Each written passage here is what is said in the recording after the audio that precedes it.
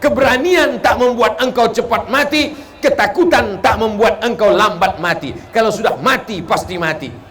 Agak-agaknya, kenapa orang-orang Rokan Hulu ini punya semangat berani mati? Itu karena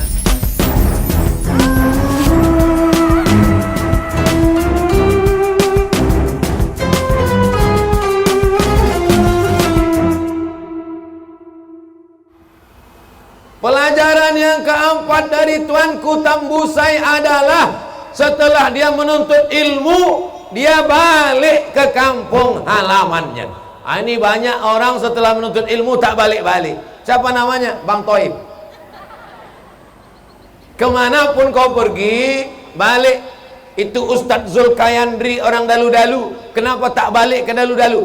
Dia balik ke dalu-dalu untuk ceramah tausiah. Tapi ilmunya lebih bermanfaat di pasca sarjana, karena dia dosen pasca doktor di Pekanbaru. Jangan salahkan, bukan itu yang saya maksud.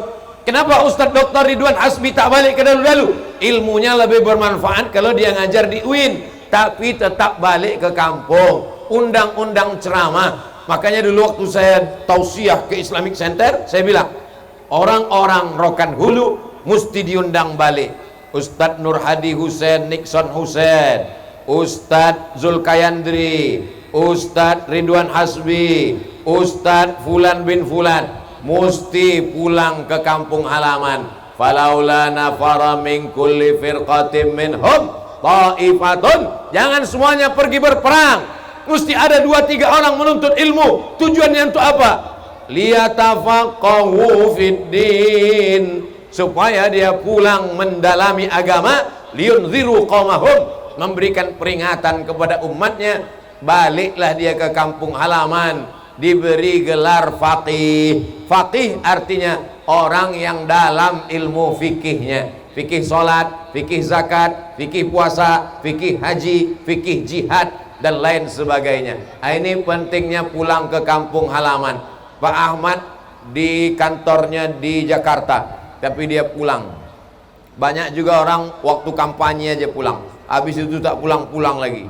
Waktu pemilihan semua masuk ke rumah orang. Asal ada orang mati dia datang, asal ada orang meninggal datang, ada orang menikah datang, ada orang sunat datang, ada orang khitan datang. Tapi begitu sudah terpilih tak balik-balik lagi. Akhirnya tak ada yang bisa dibangun, jalan berlobang pun tak tahu, ikan lele pun sudah bisa ternak di tengah aspal. Tak tahu kenapa, karena tak pernah pulang kampung halaman. Tapi hari ini kita pulang ke kampung, dan pulang yang dibawa ustadz. Alhamdulillah, kalau orang kaya, orang sukses, pejabat merantau, pulang dibawanya ustadz tablik akbar pengajian. Kalau dibawanya penyanyi metal, anak-anak ini pulang ke rumah tak assalamualaikum lagi. Ayah apa kabar? Hancur anak-anak muda ini.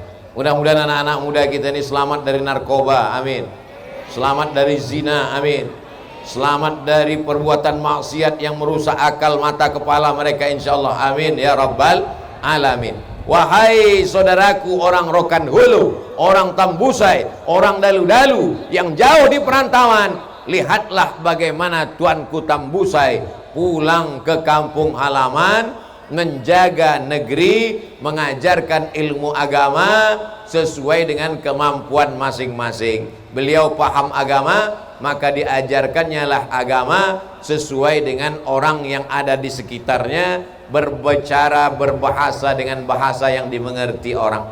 Saya kalau tausiah di mana-mana, kesan orang, alhamdulillah, kalau ustadz ceramah kami paham, bahasanya tak terlalu tinggi. Banyak orang balik ke kampung berbicara pakai bahasa langit, berbicara dengan orang di bumi, tapi bahasanya bahasa langit. Selesai tausiah ditanya orang, apa yang bisa kau ambil pelajaran dari ustadz itu tadi? Entah, rasa-rasa ngomong sama orang dari planet UFO. Alhamdulillah hari ini kita bertemu, berkumpul bersama, bisa mudah-mudahan apa yang kita lakukan ini diridhoi Allah SWT, amin. Pulang ke dalu-dalu. Di dalu-dalu ada orang Melayu, ada. Di dalu-dalu ada orang Minang, ada. Di dalu-dalu ada orang Mandailing, ada. Tiga-tiganya diceramahi oleh Tuanku Tambusai, karena dia bisa tiga-tiga bahasa. Dia jumpa dengan orang Melayu, dia pakai bahasa Melayu. Dia jumpa dengan orang Minang, dia pakai bahasa Minang. Dia jumpa dengan orang Mandailing, dia pakai bahasa Mandailing. Inilah kehebatan Tuanku Tambusai. Ustaz Somad kalau ceramah sama orang Mandailing bisa? Bisa, pembukaannya aja. Biado, udah habis. Biado, alak ita sasudena. Udah, habis Ustaz. Ini banyak orang tak paham bahasa. Mau coba-coba pakai bahasa Mandailing, rupanya salah masuk. Biado, dijawab, yang diajaknya pengomong itu bukan orang Mandailing. Biado, babi nak ada kambiang. Bapak Ibu yang dimuliakan Allah Subhanahu wa taala, bilisani qaumihi, dengan bahasa kaumnya. Kalian pulang ke kampung halaman, saya yakin dan percaya orang dalu-dalu 3 bahasa ini pasti dikuasainya. Kenapa? Karena dari dulu sudah berinteraksi sosial sampai tak lagi bisa dipisahkan. Pak Ucok Parla kalau dia bahasa Melayu lebih Melayu dari orang Melayu. Pak Ucok Parla kalau bahasa Minang luar biasa. Pak Ucok Parla bahasa Mandailing jangan tanya lagi. Memanglah dia Sregar, perlaungan Sregar. Kita tahu Sregar ini dari dulu memang terkenal dengan dinamo, Regar Dinamo. Tapi ternyata kalau dia dikasih mikrofon lebih hebat daripada dinamo. Tapi tak selamanya Regar Dinamo itu orang Mandailing. Kadang-kadang rusak dinamo mobil kita, singgah kita ke Regar Dinamo, kita mampir, Regar, biado Regar. Yo sebentar kecilnya, rupanya orang Minang. Jadi bisa bertetangga, berkawan, bersahabat di dalu-dalu. Ini sejak dari zaman Tuanku Tambusai. Beliau kalau ceramah ngomong sama orang, dia tengok orang ini Minang, dia bahasa Minang. Orang ini Melayu, dia bahasa Melayu. Orang ini Mandailing, dia bahasa Mandailing. Ustaz Somad mau bahasa Minang ragu, mau bahasa Mandailing ragu, akhirnya ada solusinya, bahasa Indonesia. Hari ini siapa yang tak bisa berbahasa Indonesia, maka sesungguhnya dia bisa pakai bahasa daerah, menggunakan bahasa daerah sesuai dengan daerah masing-masing, tetap cinta kepada bangsa. Karena kalau kita pakai bahasa daerah itu masuk ke dalam hati kita. Kalau kita pakai bahasa Indonesia kepada orang daerah, mungkin kesannya sombong, angkuh, mentang-mentang dia dari kota. Tapi kalau pakai bahasa daerah, maka anak-anakku sekalian, kalau pulang kalian ke kampung, di kampung itu masyarakatnya orang Mandailing, ceramah pakai bahasa Mandailing. Kalau di kampung itu kebetulan orang Minang, ceramah pakai bahasa Minang. Kalau di kampung itu orang Melayu, pakai bahasa Melayu. Ini sudah diterapkan oleh Tuanku Tambusai. Itu salah satu sebab mengapa tausiah beliau diterima oleh 3 masyarakat. Bahkan beliau diakui oleh 3-tiganya. Ada orang terkenal karismatik di bumi Minangkabau, tapi orang Mandailing tak mengakuinya. Ada orang yang terkenal di bumi Mandailing, tapi orang Minang tak mengakuinya. Ada orang terkenal di bumi Melayu, Mandailing dan Minang tak mengakuinya. Tapi Tuanku Tambusai, ketiga-tiga orang mengklaim. Saya pergi ke Tapanuli Selatan ceramah. Apa kata orang Tapanuli Selatan? Dari mana Ustaz Somad? Dari Riau Pak. Tahu Rokan Hulu? Tahu. Tahu Dalu-Dalu? Tahu. Tahu Tuanku Tambusai? Tahu. Tuanku Tambusai itu orang kami, orang Mandailing. Dari sini asalnya itu. Oh, saya angguk aja. Iyalah saya bilang. Habis itu pergi saya ke Minangkabau ceramah. Ustaz dari mana? Dari Riau. Tahu Rokan Hulu? Tahu. Tahu Dalu-Dalu? Tahu. Tahu Tuanku Tambusai? Tahu. Itu orang Ambo, orang kami. Tiga-tiga mengklaim. Orang Melayu mengatakan dia orang Melayu. Orang Mandailing mengatakan dia orang Mandailing. Orang Minang mengatakan dia orang Minang. Saking cintanya mereka. Lalu sebenarnya dia orang mana? Masing-masing punya argumentasi, masing-masing punya referensi, masing-masing punya dalil. Tapi kalau mau tahu jelasnya, nanti kalau kita masuk surga sama-sama dia, tanya dia, kau sebetulnya orang mana Tuanku Tambusai? Mudah-mudahan kita masuk surga berjumpa dengan Tuanku Tambusai insyaallah. Amin. Tapi kalau servernya sama, channelnya sama, tapi kalau tidak susah. Itulah maka saya bahaskan pada kesempatan ini tentang Tuanku Tambusai supaya kita memahami dengan baik. Berikutnya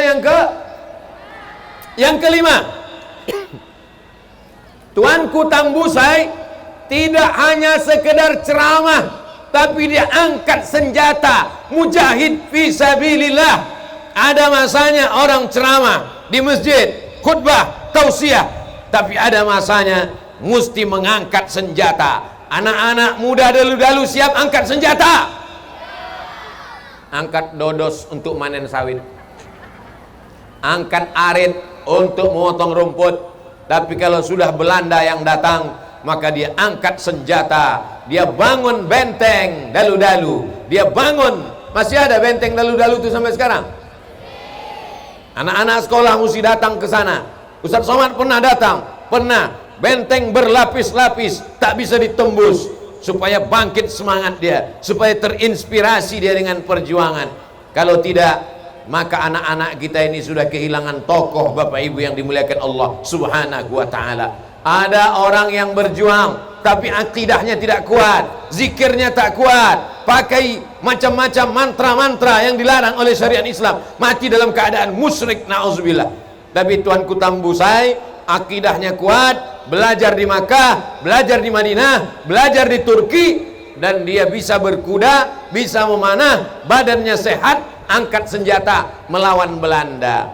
Dan dia sebagai seorang syahid dan diangkat sebagai pahlawan nasional pada tahun 1995-96, dinobatkan sebagai salah seorang pahlawan nasional. Tuanku Tambusai tak perlu jabatan itu, karena pengangkatan dari Allah sudah luar biasa untuk beliau. Sampai-sampai apa kata orang Belanda? Orang Belanda menggelar dia Patrick Tiger van Rokan.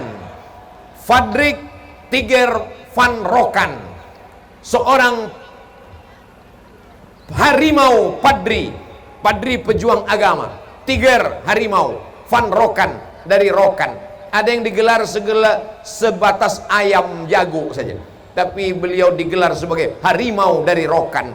Penggunaan kata harimau itu menunjukkan ganasnya perlawanan Tuanku Tambusai. Jadi orang dalu-dalu jangan pernah diajak macam-macam, karena dia bisa menjadi harimau. Tapi kalau hatinya dapat kau sentuh, maka dia lebih lembut daripada apa ya? Dari boneka harimau.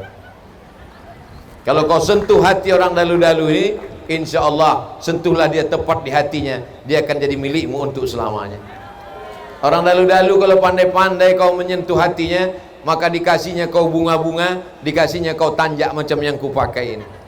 Orang dalu-dalu kalau kau baik-baik dengan dia, insya Allah baik. Tapi kalau macam-macam dengan orang dalu-dalu, dia bisa berubah menjadi Tiger van Rokan. Dia menjadi harimau Rokan yang akan mencabik-cabik nyawamu.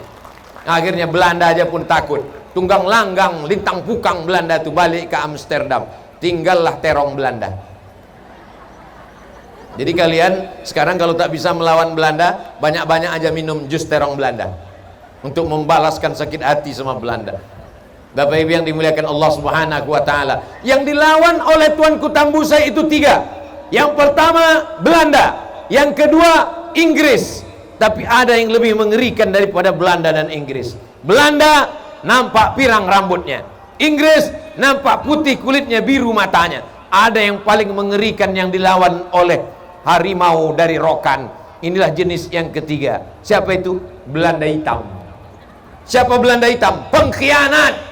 Kulitnya kulit kita, hidungnya pesek macam kita, tapi otaknya otak Belanda. Dan tiga-tiga ini dilawan oleh Tiger van Rokan, harimau dari Rokan, Tuanku Tambusai. Ini pelajaran buat kita semua, bahwa dalam perjuangan dakwah selalu saja ada halangan. Walaupun Jepang sudah pulang, Inggris sudah tak ada, Belanda sudah pulang, apakah selesai perjuangan kita? Belum. Masih ada buzzer and haters. Maka kalau kita tidak berani-berani, akan habis kita. Tidak ada berlindung kecuali kepada Allah. La ilaha illallah, la haula wala quwata illa billah. Orang yang berani mati melawan Belanda, itu sudah putus tauhidnya kepada Allah Subhanahu wa ta'ala. Jadi Tuanku Tambusai itu tak tanggung-tanggung akidahnya. Keberanian tak membuat engkau lambat mati, ketakutan tak membuat engkau cepat mati. Keberanian tak membuat engkau cepat mati, ketakutan tak membuat engkau lambat mati. Kalau sudah mati, pasti mati. Agak-agaknya, kenapa orang-orang Rokan Hulu ini punya semangat berani mati? Itu karena dalam qalbunya, dalam hatinya senantiasa la ilaha illallah. Zikir tahlil la ilaha illallah, zikir ismu zat Allah Allah Allah Allah Allah Allah. Dimanapun kita akan mati menghadap Allah Subhanahu wa ta'ala. Mau tua mati, mau muda pun mati, mau sakit mati, mau sehat pun mati. Berapa banyak orang yang sudah dikasih tahu dokter, ini tak sampai hari Jumat mati, buktinya udah 3 tahun tak mati-mati. Berapa banyak orang yang katanya sehat, 4 sehat 5 sempurna, mati mendadak dalam keadaan duduk di tempat makan, kumat jantung koroner, darah tinggi, mati mendadak. Jadi kalau ada orang takut mati, sesungguhnya kematian pasti akan datang. Maka Tuanku Tambusai sudah hilang rasa takutnya itu. Akhirnya dia berjuang menegakkan kalimah, mengusir Belanda, dan beliau terasing sampai ke Negeri Sembilan, meninggal di Negeri Sembilan. Mudah-mudahan kita panjang umur, sehat badan, tak ada COVID, bisa kita berziarah sama-sama ke makam beliau di Negeri Sembilan, insyaallah. Amin.